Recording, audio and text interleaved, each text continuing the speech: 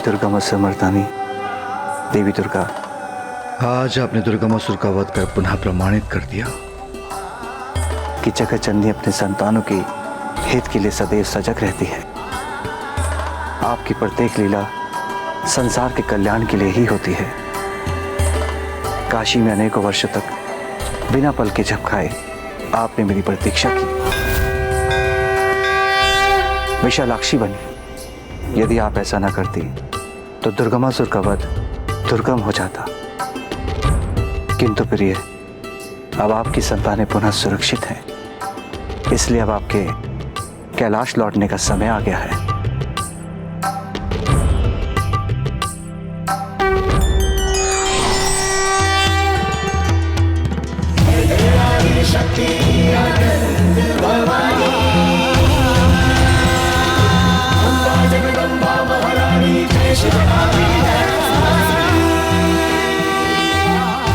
अंततः इन दुष्ट असुरों के अंत के उपरांत माँ अपने मूल रूप में प्रकट हुई हैं।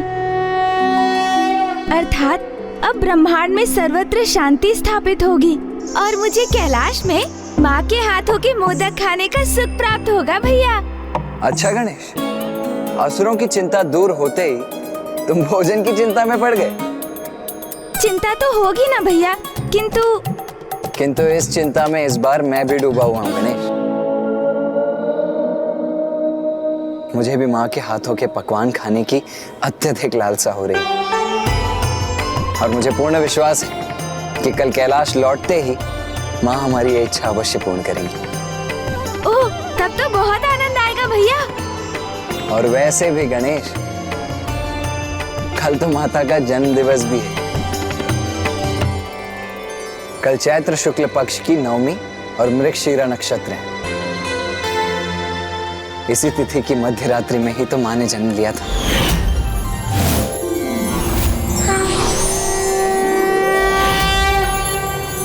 तब तो कल माँ के जन्म दिवस के उपलक्ष्य में बहुत बड़े उत्सव का आयोजन करेंगे हम भैया। भैया, अब तो मेरी इच्छा हो रही है कि हम भोर होने से पूर्व ही कैलाश पहुँच जाएं।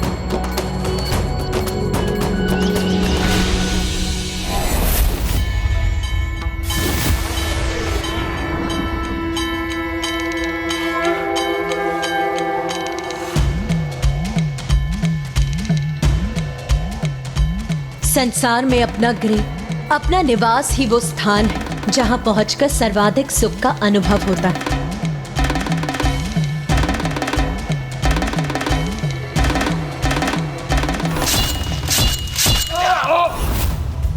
उस असुर के वध के समय माँ के मुख पर जितना क्रोध था, अब यहाँ कैलाश लौटकर उतनी ही आनंदित प्रतीत हो रही है वो।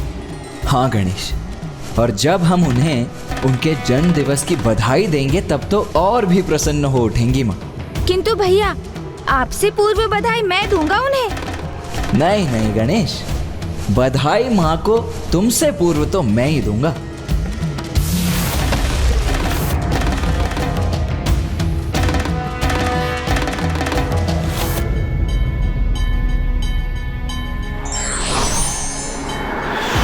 माता, माता आ गई, माता आ गई।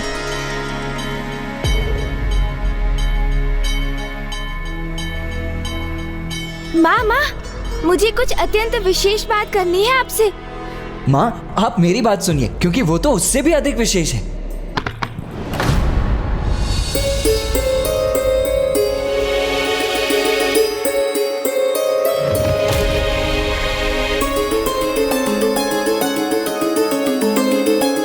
माँ क्या पुनः क्रोधित हो रही हैं? किंतु इसका क्या कारण हो सकता है गणेश? क्या पुनः किसी असुर से उत्पन्न संकट का आभास हो रहा है उन्हें? क्या हुआ माँ? वही जो मेरी अनुपस्थिति में यहाँ होता। यहाँ की व्यवस्था कितनी बिगड़ गई।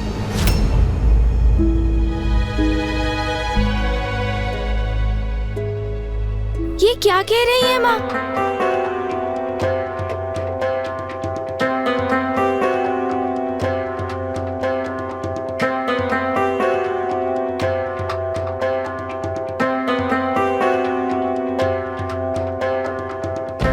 यदि भवन की ऐसी अवस्था है तो स्वामी के ध्यान का स्थल किस दशा में होगा? इतने बड़े युद्ध में इतने शक्तिशाली असुर का वध करने के उपरांत अब अपने योद्धा रूप को त्याग एक कुशल गृहिणी का रूप धारण कर लिया है माता ने। और अब यहाँ की छोटी से छोटी अव्यवस्था भी उन्हें स्वीकार नहीं होगी भैया।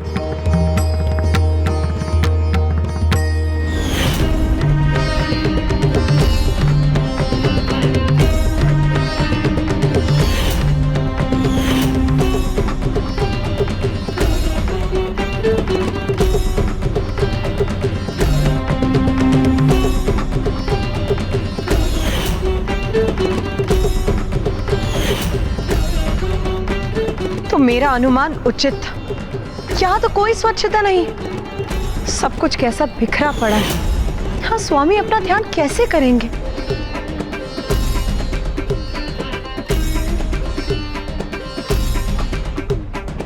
माता, हमने तो प्रभु के ध्यान स्थल को स्वच्छ करने का बहुत प्रयास किया था, किंतु हम आपके समान स्वच्छता कहाँ कर सकते हैं।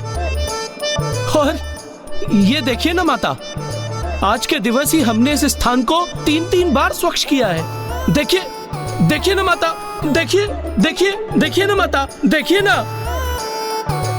हाँ, वो तो मैं स्पष्ट देख ही सकती। मेरा विश्वास कीजिए माता, हमने आपके आदेश के अनुसार प्रभु के इस ध्यान स्थल को प्रत्येक दिवस 1-1 पहर ध्यान से बुहारा है, तभी तो यहाँ इतनी स्वच्छता है ना, है ना, है ना, है ना, है ना। हाँ हाँ, वो तो मैं देख ही रही। वो सूखे पत्ते का ढेर, वो तो मुझे दिखाई नहीं दे रहा। और ये सूखी टहनियां, ये सूखे फूल, वाह। माता, अवश्य ही यहाँ ना पिछले पहर ही आंधी आई होगी, इसीलिए ये सब।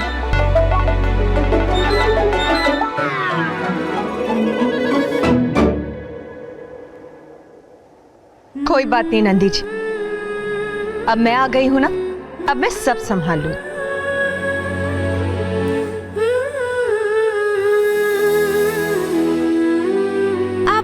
आप रहने दीजिए ना माँ, हम ये कर देंगे। हाँ माँ, आप जाकर विश्राम कीजिए ना, ये कार्य तो हम भी कर सकते हैं। अब मेरा आदेश ध्यान से सुन। जब तक मैं स्वामी का ध्यान स्थल स्वच्छ नहीं कर देती, मेरे कार्य में कोई बाधा नहीं डालेगा। जाओ और जाकर एक सिरे से खड़े हो जाओ। पुत्र, जाओ।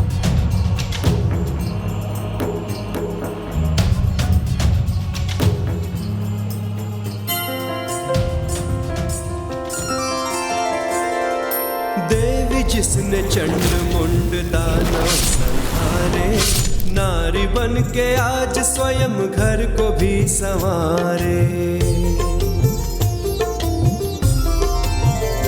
हो रणभूमि में अपना रण भी दिखाए, घर में वही शिव सेविका भी बन जाए। आंचल से अपने माँ आसन को पोछे, प्रेम और श्रद्धा से प्रभु को बिठाए।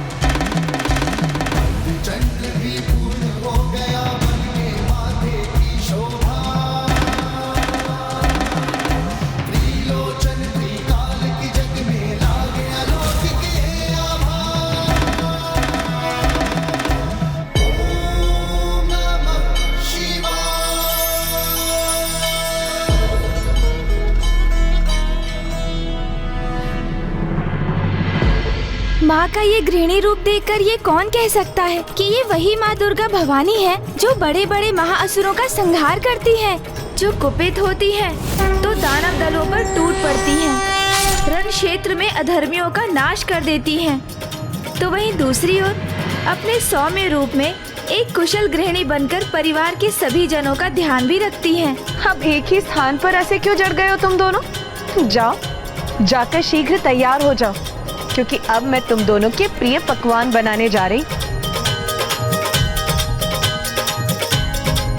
कैलाश लौटते ही बिना एक क्षण विश्राम किए तुमने एक माँ और पत्नी का भी दायित्व संभाल लिया उमा। तुम्हारी प्रतीक्षा केवल मुझे ही नहीं, इस कैलाश को भी थी। तुम्हारा पुनः कैलाश में स्वागत है उमा। स्वामी, देवी पार्वती अपने गृहिणी रूप में उतनी ही समर्थ और कुशल है जितनी योद्धा रूप में। इसमें कोई आश्चर्य की बात नहीं, क्योंकि बहन किसकी है? तो अपनी बहन को उनके जन्म दिवस की बधाई देना ना भूलिएगा। मैं और देवी सरस्वती वहां जा रहे हैं, क्योंकि यदि हम उनकी श्रृंगार करने में सहायता नहीं करेंगे तो वो इसी प्रकार संपूर्ण दिवस गृहिणी का दायित्व निभाने में व्यस्त रहेंगी।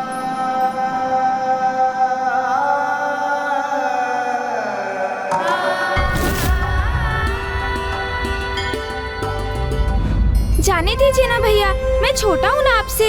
हाँ हाँ अनुज गणेश, मैं बड़ा हूँ तो ये अधिकार भी मेरा है। क्या हुआ अनुज गणेश? हाँ, आप बड़े हैं इसलिए आपका आदेश नहीं टाल सकता मैं। मुझे माँ को सर्वप्रथम बधाई देने की इच्छा तो बहुत थी, किंतु आप ही जाइए भैया। आपका अनुज गणेश पीछे ही रहेगा। ठीक है अनुज गणेश, जाओ। माँ को जाकर सर्वप्रथम तुम ही बधाई दे दो, जाओ। क्यों ना ऐसा करें भैया कि हम दोनों एक साथ चलकर माँ को बधाई दें? ये भी उचित है, चलो फिर।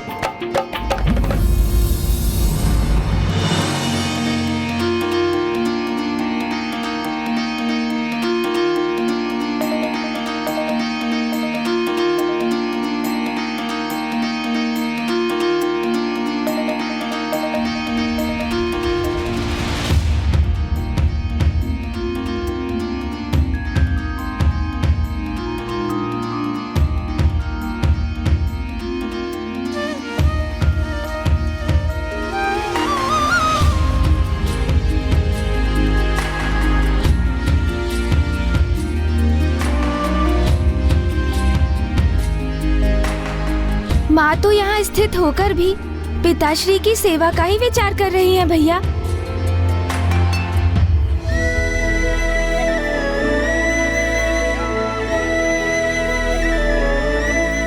पुत्र, माँ, आप इतनी चिंतित क्यों प्रतीत हो रही हैं? मुझे ऐसा क्यों प्रतीत हो रहा है जैसे मैं कुछ भूल गई हूँ। हाँ माँ, एक बहुत बड़ी बात भूल रही हैं आप। क्या? यही माँ कि आज आपका जन्म दिवस है। किंतु हम नहीं भूले माँ, हमें याद था और इसीलिए हमने आपकी सर्वाधिक प्रिय गुड़ की खीर बनाई है। जन्म दिवस की बहुत बहुत बधाई हो माँ। मेरी ओर से भी आपको जन्म दिवस की बहुत बहुत बधाई माँ।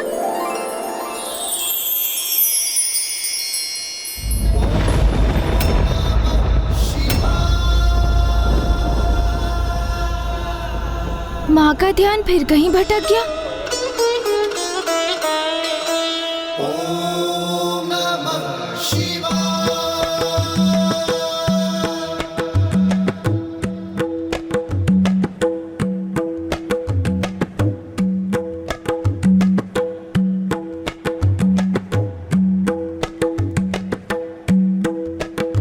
ये तो बहुत अच्छा हुआ कि बुआ जी और मामी जी भी माँ के जन्म दिवस के उपलक्ष्य में यहाँ आ गईं। अब उनका साथ पाकर माँ अवश्य आनंदित होंगी।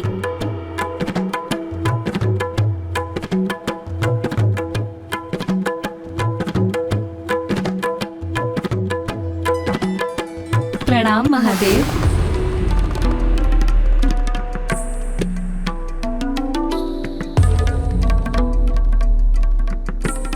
माँ का ध्यान तो पिताश्री में ही लगा रहता है, किंतु बुआ जी माता सरस्वती और मामी जी माता लक्ष्मी भी माँ को बधाई देने की पूर्व पिताश्री को प्रणाम करने चली गईं।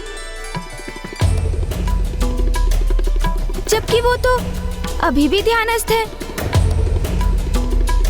अर्थात माताएं भी पिताश्री को ही अधिक महत्व दे रही हैं।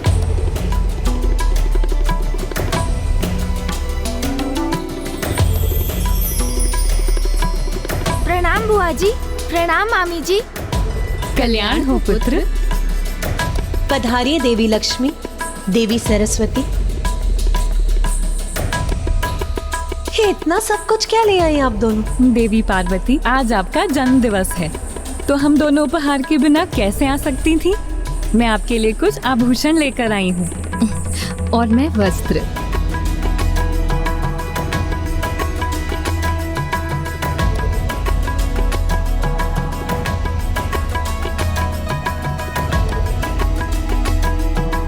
आपके इन उपहारों के लिए आपको कोटि कोटि धन्यवाद।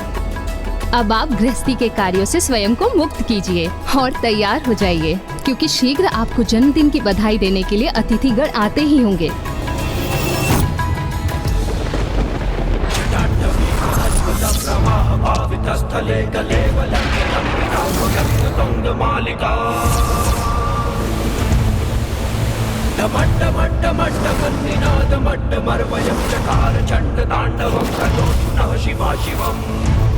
इसलिए आज आपका श्रृंगार हम दोनों करेंगी।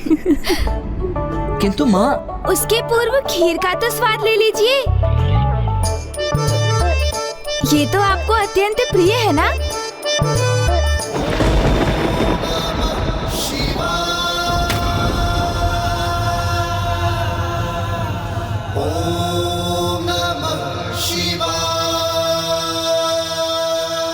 माँ का ध्यान तो अभी भी कहीं और है।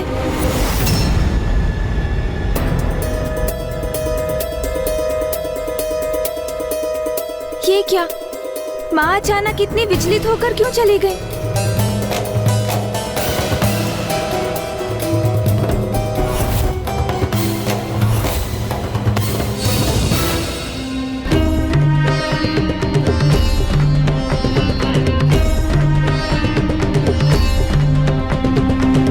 मेरा अनुमान उचित ही था। महादेव को आज मैंने कनेर के फूल तो अर्पित किए ही नहीं थे।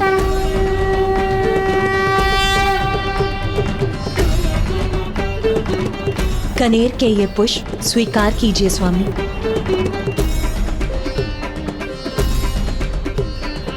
देवी पार्वती के लिए तो महादेव की पूजा ही सर्वोपरि है। उन्हें एक पुष्प समर्पित करना क्या भूल गई वो? ऐसा प्रतीत हो रहा था जैसे स्वयं ही मुरझा गई हूँ।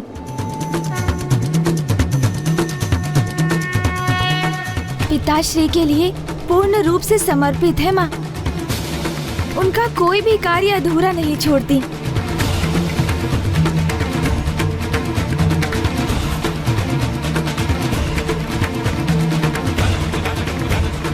देवी लक्ष्मी, देवी सरस्वती, इस प्रकार अचानक चले जाने के लिए मैं आपसे क्षमा चाहती हूँ।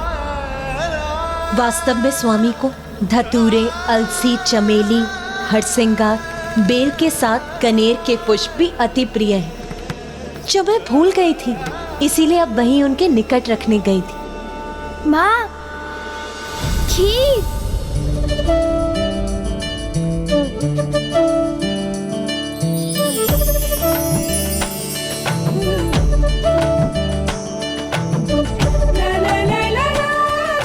बहुत स्वादिष्ट है। मुझे बहुत आनंद आया पुत्रों। आपके इतने उपहार पाकर भी मैं अत्यंत प्रसन्न हूँ। किंतु अब मुझे पुनः अपने कार्य पूर्ण करने जाना होगा।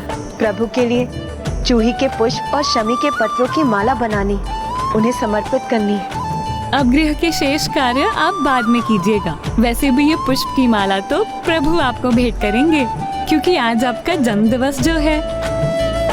बस एक माला बनाने भर का अवकाश दे दीजिए। स्वामी का ध्यान पूर्ण होते ही उन्हें इसकी आवश्यकता होगी। ये माला तो मैं बना दूंगा माँ। आप निश्चिंत होकर जाइए और तैयार हो जाइए। आज आपका जन्म दिवस है ना? मुझे तुम दोनों के लिए भोजन भी तो तैयार करना है। माँ, आपके लिए खीर बनाते बनाते हम इतनी खीर का स्वाद ले चुके हैं कि हमारा उदर तो पूर्व में ही भर चुका है।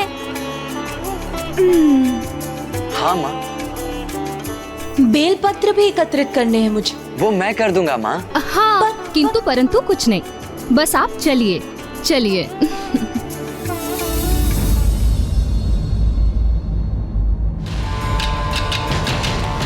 अब किस विचार में डूब गए अनुज गणेश?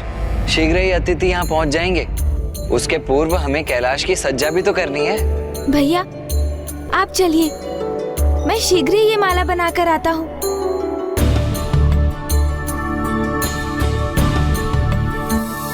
माँ इतनी शक्ति संपन्न होकर भी पिताश्री के प्रति एक छोटी सी भूल सुधारने, उन्हें एक पुष्प देने के लिए इतनी विचलित क्यों हो गई कि बुआ जी और मामी जी को छोड़कर पिताश्री के निकट भागी चली गई। माँ आदि शक्ति है वो, फिर भी पिताश्री को लेकर वो एक साधारण गृहिणी का ही आचरण क्यों करती है?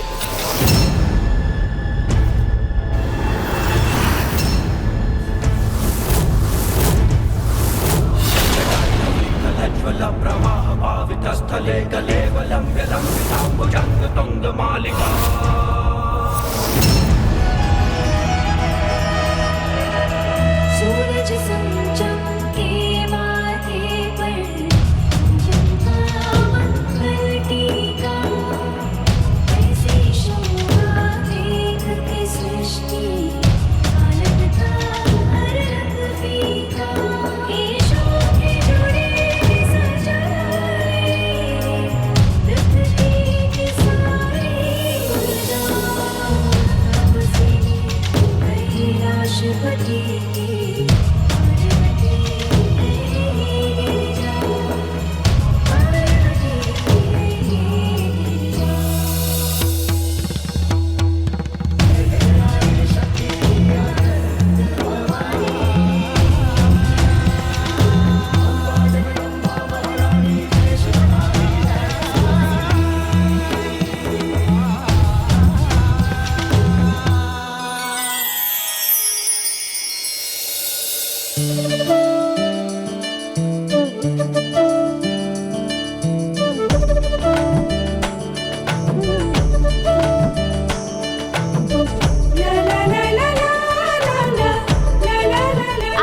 शीघ्रता कीजिए, क्योंकि माँ के तैयार होकर यहाँ आने के पूर्व यहाँ सभी कार्य संपन्न हो जाने चाहिए, अन्यथा वो स्वयं इसी कार्य में लग जाएंगी।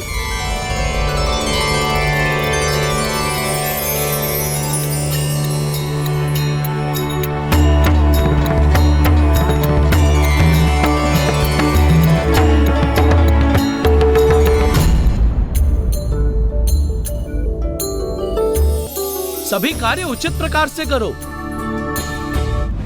प्रणाम गणेश जी। ओह नंदी जी प्रणाम। अरे ये क्या कर रहे हैं नंदी जी, मार्ग दीजिए, मुझे अतिथियों के लिए लड्डू बाहर रखने हैं। अरे अरे नंदी जी, अरे ये आप क्या कर रहे हैं नंदी जी, मुझे विलंब हो जाएगा। सब अतिथि पहुँचते ही होंगे और माँ भी तैयार होकर आती होंगी। अरे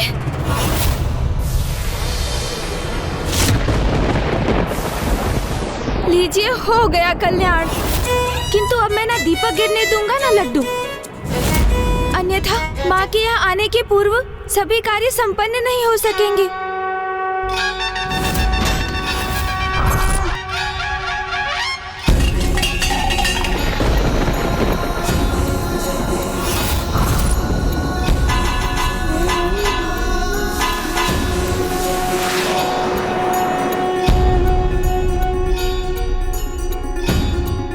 नहीं नंदी जी, आप वहाँ से मत हिलिए, मुझे इन्हें सुरक्षित स्थान पर पहुँचाने दीजिए। माँ के जन्म दिवस पर किसी भी प्रकार की अव्यवस्था नहीं होनी चाहिए। आज माँ के जन्म दिवस के उपलक्ष्य में कई अतिथिगण कैलाश की ओर आते होंगे।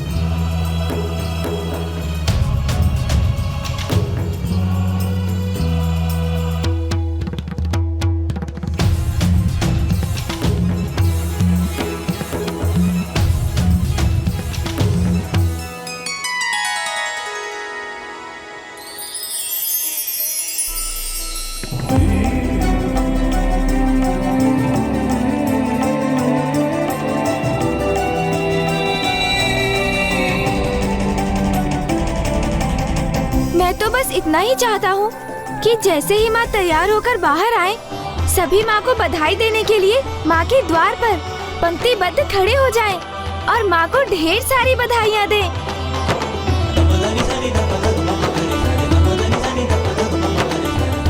ये क्या, सभी देवगण भी माँ के जन्म दिवस पर भी सर्वप्रथम उन्हें बधाई देने के स्थान पर पिताश्री को ही प्रणाम करने के लिए पंक्ति में करबद्ध होकर खड़े हैं।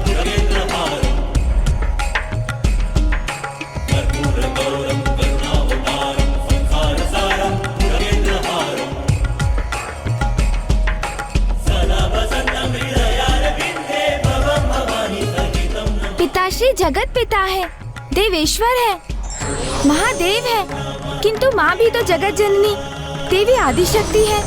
तो फिर सभी पिताश्री को उनसे अधिक महत्व क्यों दे रहे हैं? क्या कारण हो सकता है इसके पीछे? और माँ, वो भी पिताश्री की सेवा और पूजा को ही सर्वोपरि मानती है। दुर्गमासुर के वध के पूर्व भी उन्होंने 3 दिवसों के लिए पिताश्री की पूजा का प्रण लिया था। माँ संसार को अनेक विकट संकटों से रक्षित कर उसे संभालती है और पिताश्री तो अधिक समय ध्यानस्थ ही रहते हैं। फिर भी माँ एवं अन्य सभी पिताश्री को ही सर्वोच्च मानते हैं।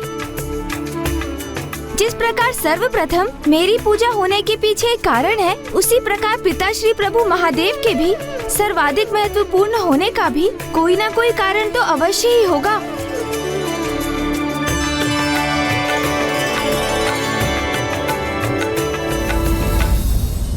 भैया भैया, नहीं नहीं अनुज गणेश, मैं वहीं आ रहा हूँ। देखो अनुज गणेश, चाहे जो भी हो, माँ को पिताश्री की पूजा के लिए ये बेल पत्र तो मैं ही जाकर दूंगा। तुम कोई अन्य सेवा सोच लो। आपसे सेवा का अधिकार लेने नहीं आया हूँ मैं भैया, मैं तो बस अपनी किसी जिज्ञासा को शांत करने आए हो, है ना? तो पूछो अनुज गणेश, क्योंकि तुम्हारी प्रत्येक उलझन को सुलझाने में मैं तुम्हारा अग्रज ही तो तुम्हारा सहायक बनता हूँ, नहीं? संकोच मत करो अनुज गणेश, पूछो, क्या पूछना चाहते हो? भैया, पिताश्री तो अधिक समय ध्यान में ही लीन रहते हैं। संसार की रचना हो अथवा दुष्टों का संहार, उनकी अपेक्षा इसमें माँ का ही योगदान अधिक प्रतीत होता है। और मामा जी श्री हरि नारायण, सृष्टि के पालनहार, फूफा जी ब्रह्मदेव सृष्टि के सृजन करता है। फिर भी सभी पिताश्री को ही सर्वोच्च स्थान पर क्यों रखते हैं भैया?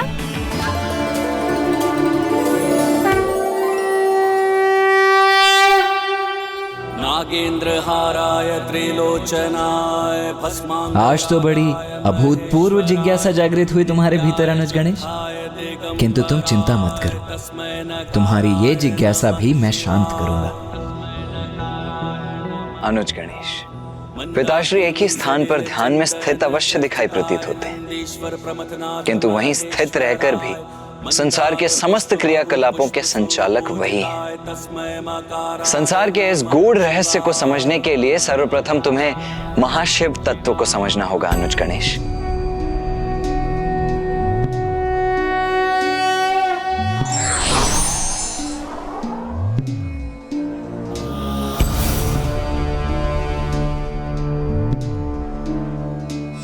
जब भी कैलाश में कोई उत्सव का क्षण आया है, कोई ना कोई संकट सदा ही उत्पन्न हुआ है।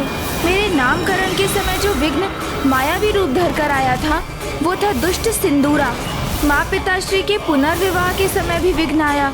उस शुभ घड़ी में जो दुष्ट कैलाश में अपना अधिकार स्थापित करने आया, वो था दंभासुर। तो क्या इस बार भी कोई मात्र पिताश्री के दर्शन करने नहीं, अपितु सृष्टि के लिए संकट बनने आ रहा है? स्थले कलेवलम्ब्य लम्बिताम्बुजंग तुंग मालिका।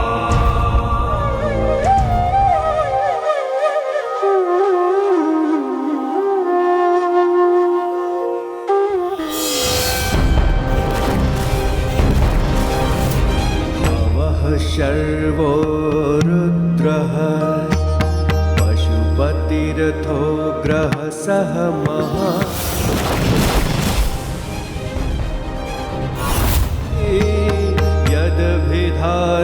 यदभिधानाष्टकमिदं अनुष्मिना प्रत्येकम् प्रविचरति देवश्रुतिरपि मे प्रणिहित नमस्योऽस्मि भवते।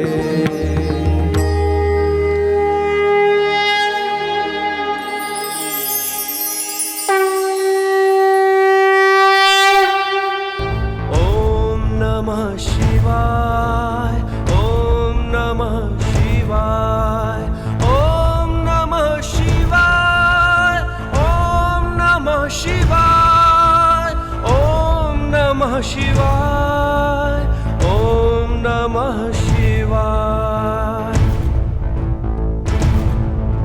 डमड्डमड्डमड्डमन्निनादमड्डमर्वयं चकार चण्डताण्डवं तनोतु नः शिवा शिवम्।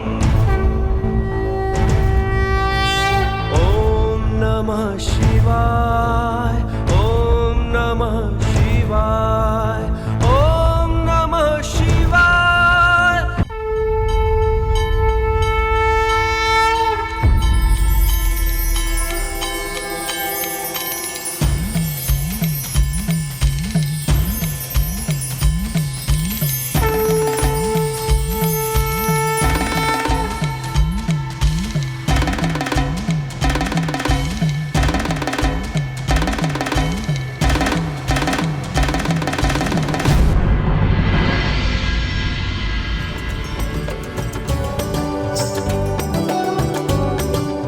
अनुज गणेश, मैंने अभी जिस स्रोत का उच्चारण किया उसके अनुसार शर, भव, रुद्र, उग्र, भीम, पशुपति, महादेव और ईशान जगत पिता शिव की अष्टमूर्तियां हैं।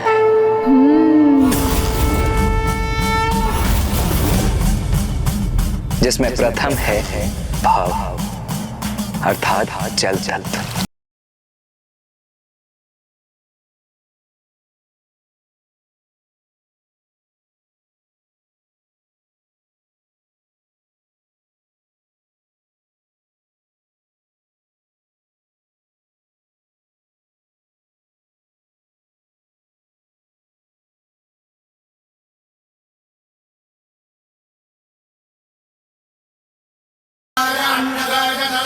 अष्टमूर्तियों में तृतीय हैं रुद्र अर्थात अग्नि तत्व।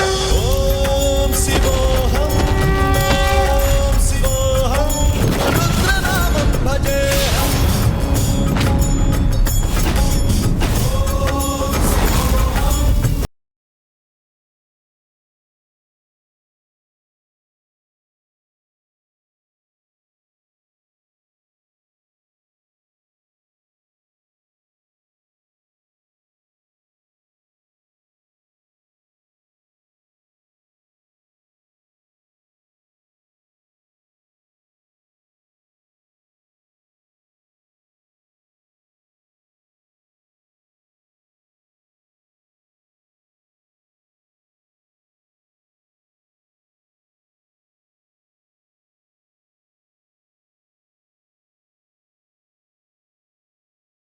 महादेव महादेव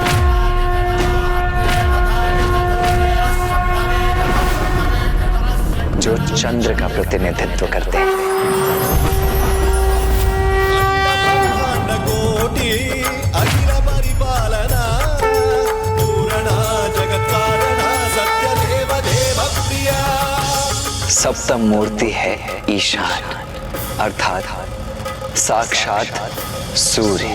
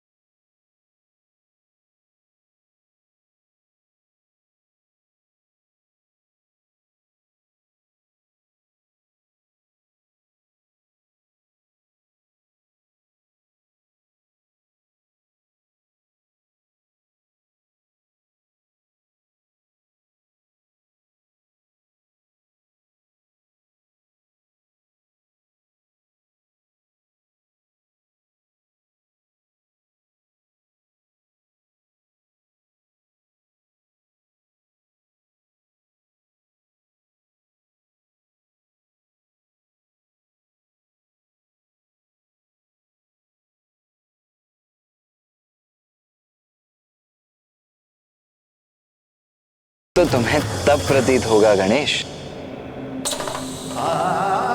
जब तुम प्रभु शिव की महिमा को पूर्ण रूप से समझोगे। वो परम शक्ति, वो परम ऊर्जा जो सर्वव्यापी है, जो समस्त ब्रह्मांड का संचालन करती है, वो अपनी संपूर्ण स्थिरता में शिव ही तो है। और वही परम ऊर्जा गतिशील होकर अपने स्त्री रूप में मां पार्वती एवं पुरुष रूप में श्री हरि नारायण बनकर प्रकट होती है। अर्थात शिव ही सृजनकर्ता ब्रह्मदेव भी है और पालनहार श्री हरि नारायण भी। शिव ही परम ब्रह्म है। सभी जीवों की नियति उनके जन्म मरण के निर्धारक भी हैं।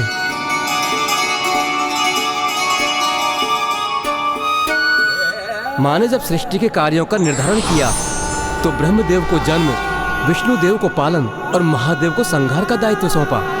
किंतु संहार के देवता होकर भी कोई महादेव से भयभीत नहीं होता, वरन हृदय से उन्हें अपना आराध्य मानता है, क्योंकि महादेव मात्र संहार ही नहीं वरन हर जीव के मर्म को समझते हैं। बिना कोई भेदभाव किए अपनी संतान मान उसकी कठिन से कठिन मनोकामना भी पूर्ण करने को तत्पर रहते हैं। मैं अल्पायु था और मेरी मृत्यु भी 16 वर्ष की आयु में होनी निश्चित थी, किंतु मेरे द्वारा की गई महादेव के पूजा के कारण ही यमराज भी मुझे अपने साथ ले जाने में असमर्थ रहे। मैं यमराज तुम्हारे प्राण हरने आया हूँ। मैं यमराज तुम्हारे प्राण हरने आया हूँ। भगवान शिव ने ही मुझे यमराज से रक्षित करके चिरंजीवी होने का वरदान दिया। तो उचित है, मैं वरदान देता हूँ कि आज के बाद मार्कंडे की आयु 16 वर्ष से अधिक कभी नहीं होगी। 16 इसलिए संपूर्ण सृष्टि और हम सभी इन्हीं से हैं। अच्छा, वहाँ शिव जी के बारे में बात कर रहे हैं। मैं भी उनके साथ सम्मिलित होकर कोई योगदान करता हूँ।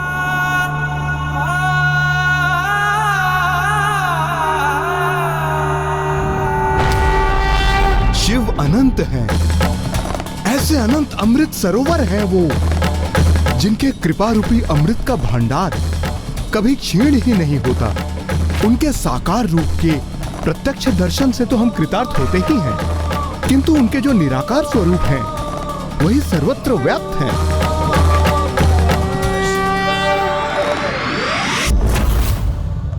सृष्टि का आरंभ भी शिव है, अंत भी शिव ही है।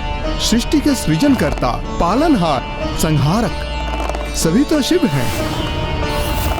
शिव ही प्रणव अर्थात ओम है, जो समक्ष ब्रह्मांड में गूंजते हैं। शिव ही वो दिव्य नार हैं जिसके कारण समक्ष ब्रह्मांड गुंजायमान है।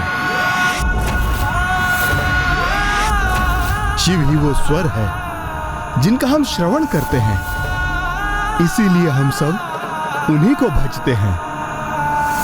और उन्हीं दया निधान को भजने से एक दुष्ट चोर समस्त सृष्टि के धन का संरक्षक बन गया। चोर धन रक्षक बन गया? किंतु कैसे?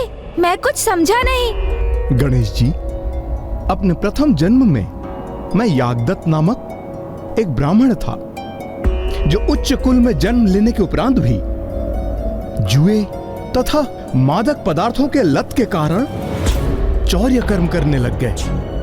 किंतु एक दिवस चोरी करते समय मुझे सैनिकों ने देख लिया और उनसे अपने प्राणों की रक्षा करने हेतु मैं रात्रि काल में एक निर्जन स्थान पर स्थित शिव मंदिर में जाकर छिप गया।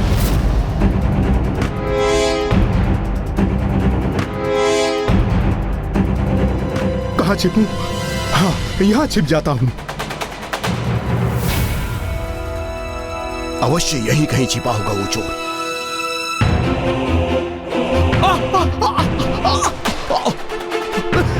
ये सैनिक मुझे पकड़े ना पकड़े, यहाँ का ये भयानक घोर अंधकार ही मेरे मृत्यु का कारण बनेगा।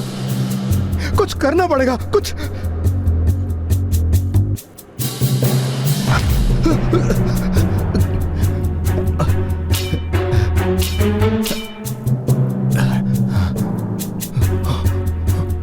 अब तो मेरी बस इच्छा है कि यदि वो सैनिक भी मुझे पकड़ ले तो भी मुझे दंड का कष्ट अधिक समय तक नहीं भोगना पड़े।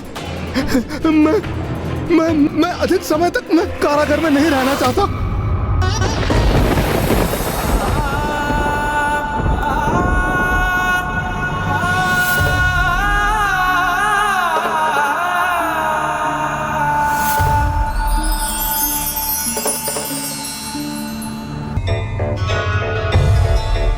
हे भोलेनाथ, ये आप क्या कर रहे हैं? आप उसे आशीर्वाद दे रहे हैं जिसने आपकी पूजा के लिए नहीं, मात्र अपनी रक्षा के लिए, अपना भय दूर करने के लिए तनिक प्रकाश उत्पन्न किया था।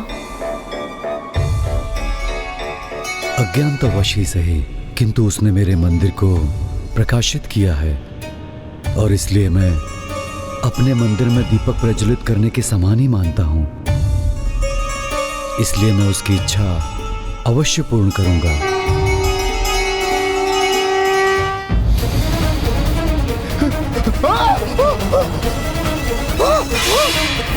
बहुत भगाया तुमने हमें, किंतु अब तुम नहीं भाग सकोगे। अब तो तुम्हें मृत्युदंड प्राप्त होकर ही रहेगा। मृत्युदंड? नहीं, मृत्युदंड नहीं। तो क्या वास्तव में उस जन्म में आप मृत्युदंड के भागी बने कुबेर जी? जी गणेश जी, मुझे तो वही प्राप्त हुआ जिसकी मैंने इच्छा की थी। एक ऐसा दंड जिसका अंत भी शीघ्र हो और उसमें कष्ट भी क्षणिक हो।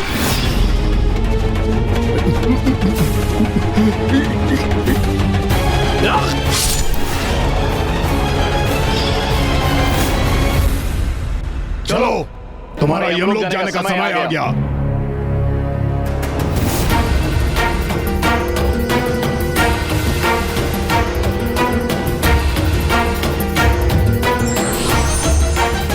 यज्ञदत्त यमलोक नहीं जाएगा। हम यमदूत हैं, यमराज जी की आज्ञा अनुसार ही इन्हें लेकर जा रहे हैं। हम शिवगढ़ हैं, हम प्रभु शिवशंकर की आज्ञा का पालन करने के लिए यहाँ उपस्थित हुए हैं। भोले बाबा ने इन्हें पुनर्जन्म देने का निर्णय लिया है।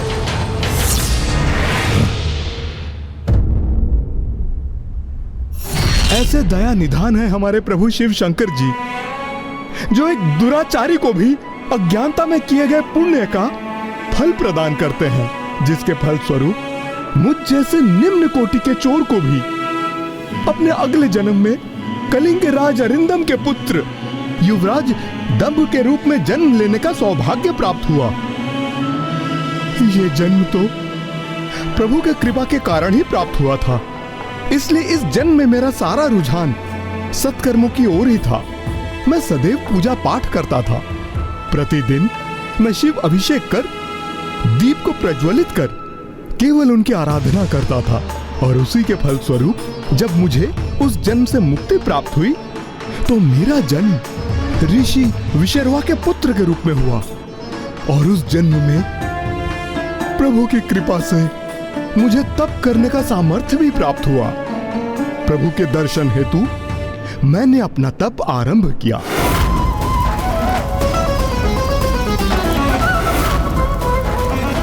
मेरे तप का प्रभाव बढ़ता ही जा रहा था।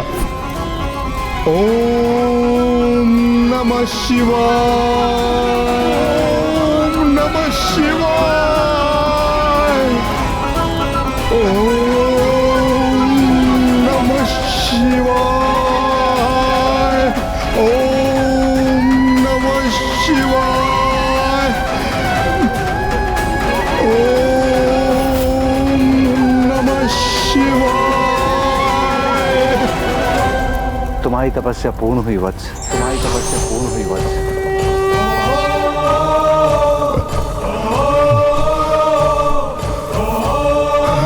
प्रभु, माता, मुझे दर्शन देने के लिए आप दोनों को कोटि कोटि प्रणाम।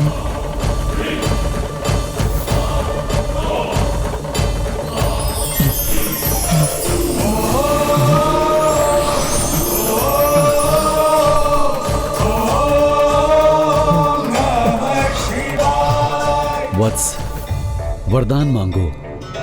अपने कठोर तप के परिणाम स्वरूप क्या चाहते हो तुम? प्रभु, मेरी तो एक ही इच्छा थी कि मुझे स्वयं आपके दर्शन प्राप्त हो, और आपने तो मुझे माता के साथ दर्शन देके धन्य कर दिया। प्रभु, धन्य कर दिया।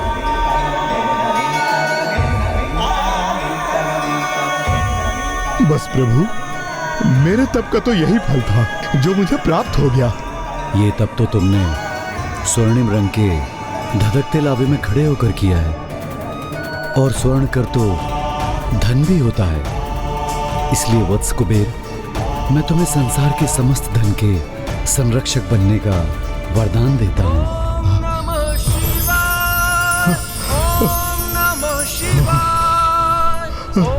और इस प्रकार प्रभु की कृपा से मुझे अपने पूर्व जन्मों के पापों से मुक्ति प्राप्त हुई और मैं सृष्टि के समस्त धन का संरक्षक बन गया।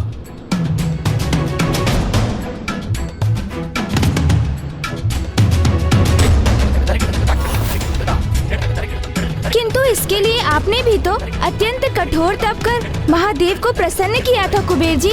गणेश जी, जो तप माता लक्ष्मी ने किया था उसके समक्ष मेरा तप तो कुछ भी नहीं था, क्योंकि उन्होंने अपने यज्ञ में आहुति के रूप में स्वयं अपने ही अंग को प्रस्तुत किया था। उससे भी बड़ी परीक्षा तो मेरे प्रभु श्री हरि नारायण ने दी थी, अपने कमल नयन को प्रभु को अर्पित कर। भ्राता श्री हरि नारायण और देवी लक्ष्मी ने भक्ति का ऐसा अनूठा और श्रेष्ठ उदाहरण प्रकट किया है जिसे संसार कभी भूल नहीं सकेगा।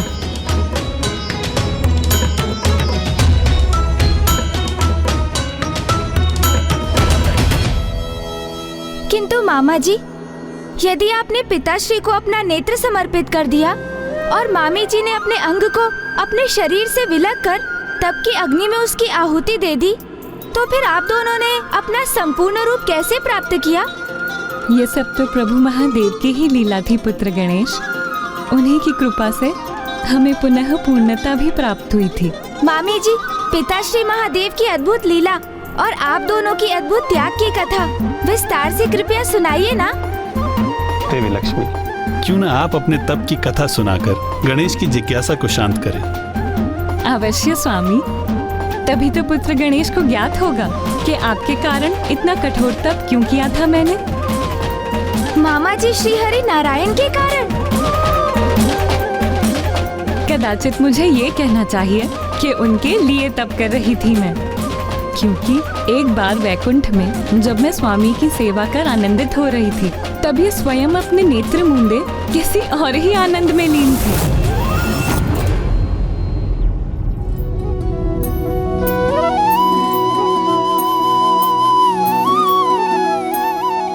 स्वामी, अपने नेत्र मूंदे किसका ध्यान कर रहे हैं आप, जिसका आनंद आपकी दिव्य मनोहर मुस्कुराहट बनकर प्रकट हो रहा है?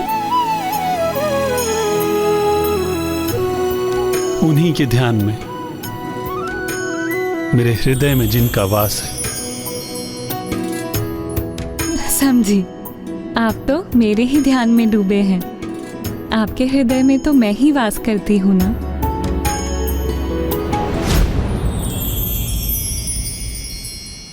जो मैंने आपसे कहा उसे अपनी प्रतिक्रिया देकर स्वीकार क्यों नहीं किया आपने? मेरा ही वास है ना आपके हृदय में। स्वामी, आप अब भी शांत हैं? आपका निरुत्तर होना मुझे विचलित कर रहा है। कहिए ना प्रभु कि मैं ही आपकी हृदयवासिनी हूँ। यदि आप स्वयं कुछ नहीं कहेंगे तो मुझे अपने हृदय में झांक कर देखने की अनुमति देनी होगी आपको। मैं भी तो देखूं, यदि वो मैं नहीं तो फिर कौन मेरे स्वामी के हृदय में स्थित है?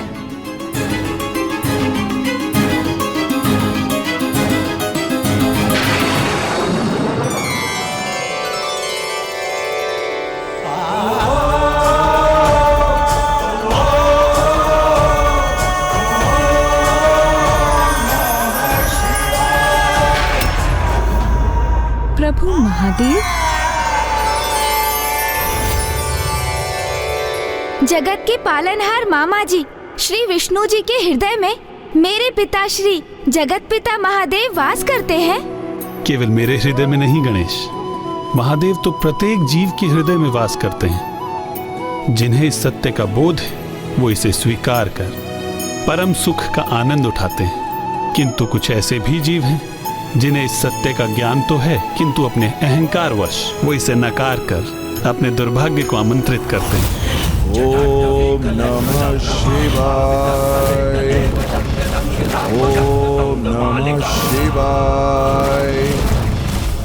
और फिर ऐसे भी जीव हैं जो इस सत्य से अभी भी अनभिज्ञ हैं।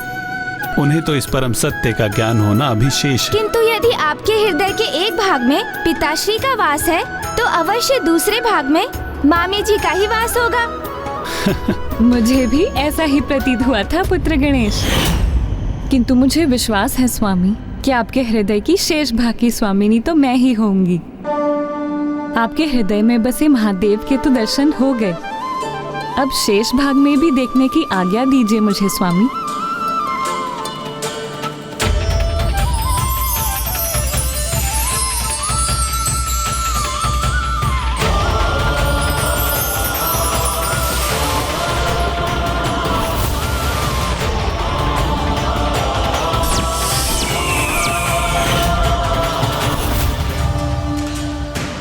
आपके हृदय के एक भाग में भगवान शिव और दूसरे भाग में समस्त संसार है, तो फिर वहाँ मेरा स्थान कहाँ है प्रभु?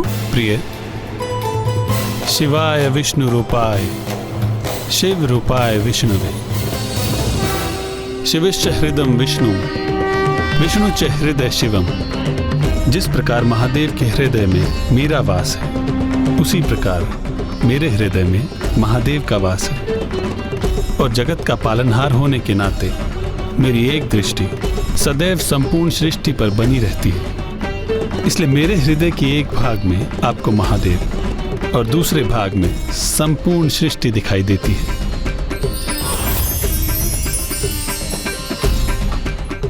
किंतु मेरे साथ ऐसा अन्याय क्यों स्वामी? सहभागिनी हूँ मैं आपकी, आपके हृदय में मेरा विशेष स्थान होना चाहिए। मैं इस अधिकार से वंचित क्यों हूँ स्वामी?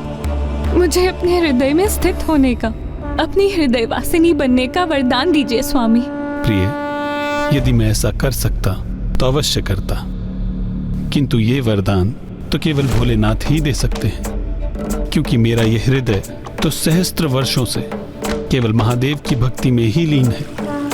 मेरे इस हृदय पर मुझसे अधिक अधिकार तो महादेव का है।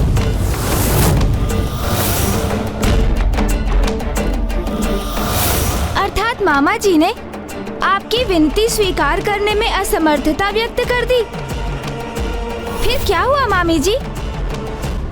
फिर क्या था, स्वामी के मुख से इन वचनों का श्रवण करते ही स्वामी के हृदय में स्वयं को स्थापित करने के अधिकार को प्राप्त करने के लिए मैं कैलाश की तराई में स्थित एक भव्य मंदिर में तप करने चली गई कि महादेव को प्रसन्न कर सकूं और उनसे ये वरदान प्राप्त कर सकूं। ओम नमः शिवाय, ओम नमः शिवाय, ओम नमः शिवाय, ओम नमः शिवाय। और मैं इसी प्रकार तपस्या करती रही। दिवस, माह और ऋतुएं बीतते चले गए, किंतु मैं उसी प्रकार अन्न, जल, निद्रा का त्याग कर निरंतर महादेव की कठोर तपस्या करती रही। ओम नमः शिवाय, ओम नमः शिवाय, ओम नमः शिवाय। फिर क्या हुआ माता? उनकी तपस्या कठोर अवश्य थी,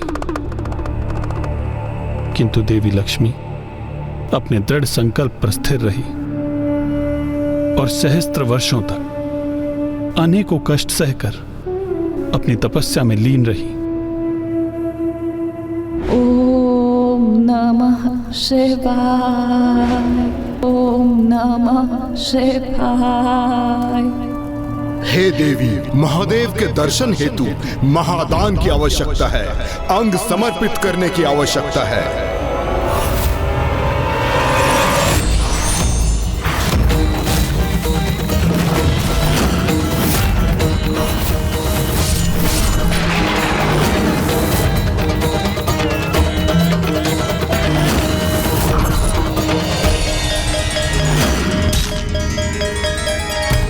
ओम नमः शिवाय।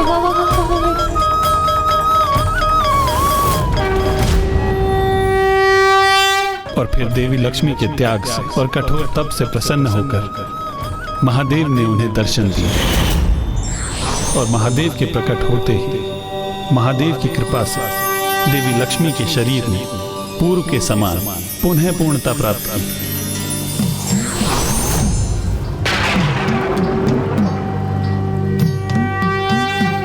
महादेव, हे प्रभु, हे महादेव, आपके दर्शन पाकर मैं धन्य हो गई। देवी लक्ष्मी, मैं आपके अत्यंत कठोर तप से मैं अति प्रसन्न हुआ।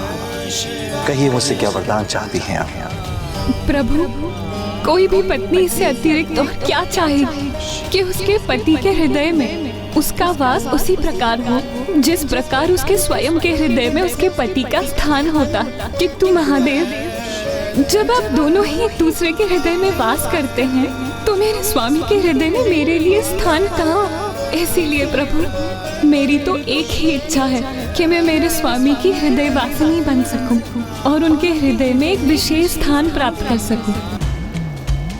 तथास्तु, तथास्तु, तथास्तु।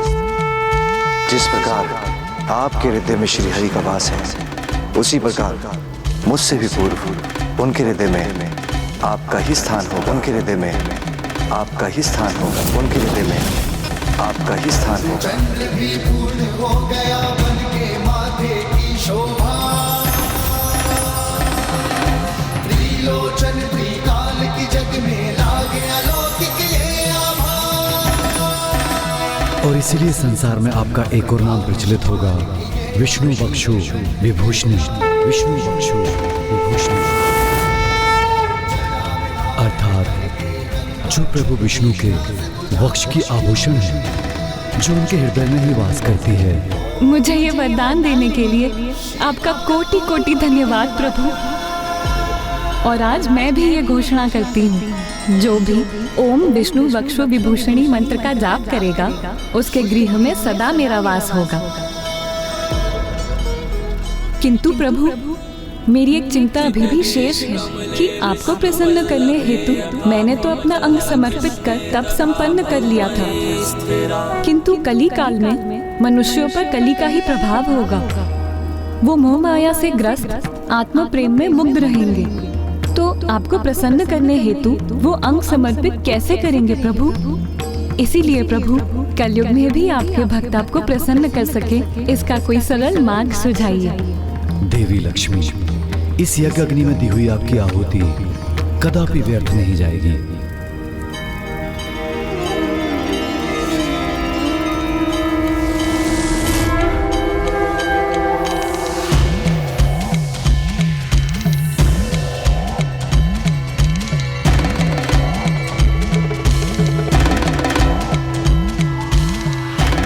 आपके सर्वोच्च त्याग का सुफल संसार को अवश्य प्राप्त होगा। यज्ञ अग्नि में जो अंग आपने अर्पित किया, उससे उत्पन्न ये वृक्ष वेल वृक्ष कहलाएगा, जो मनुष्य के लिए अत्यंत गुणकारी होने के साथ साथ 5 प्रमुख लक्ष्मी स्थानों में से एक होगा। और इस वृक्ष के 3 पत्रों में ऐसा अद्भुत जुड़ाव होगा जिससे संसार को त्रिदेवों के एक होने का संदेश प्राप्त होगा। और जो भक्ति भाव से ये बेलपत्र शिवलिंग पर चढ़ाएगा, बिना कुछ कहे उसकी सभी मनोकामनाएं समस्त पूर्ण होंगी। धन्यवाद प्रभु, धन्यवाद। और इस प्रकार प्रभु महादेव ने मुझे मेरे स्वामी के हृदयवासिनी बनने का सौभाग्य तो प्रदान किया ही, किंतु उसके साथ शिव हृदय को प्रसन्न और प्रभावित करने के लिए जगत को ये बेलपत्र भी प्रदान किया।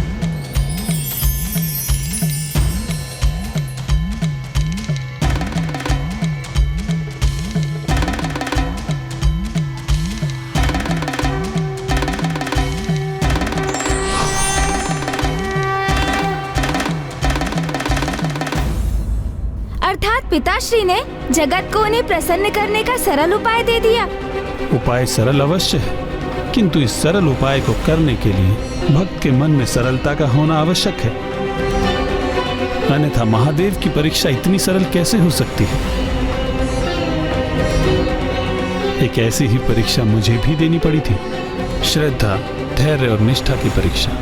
कैसी परीक्षा मामा जी? क्या इसी परीक्षा हेतु आपको अपना कमल नयन दान में देना पड़ा था?